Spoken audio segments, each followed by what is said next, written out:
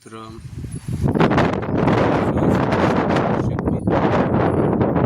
આપણું પશુધન આરામથી ગાયની અંદર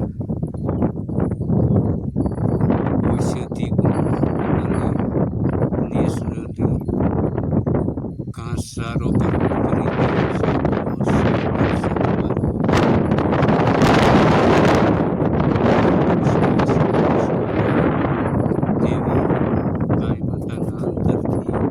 આશીર્વાદ.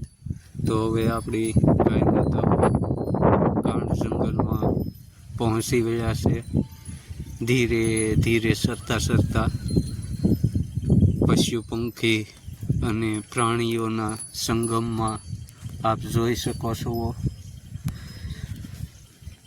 તો આ આપણું પશુધન ગોકુળ ગીર ગૌશાળાનું ગૌધન.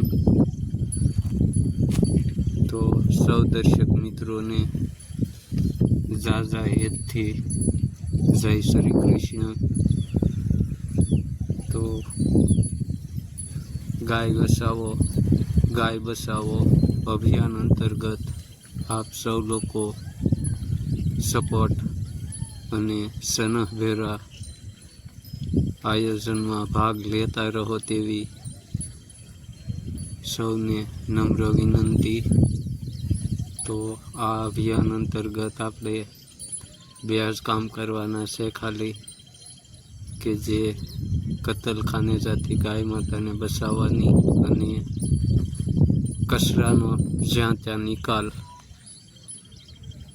યોગ્ય જગ્યાએ કરવાનો, કે ગાય માતાને સંપર્કમાં ન આવે એવી રીતે. બસ આ અભિયાનનો હેતુ એટલો જ છે.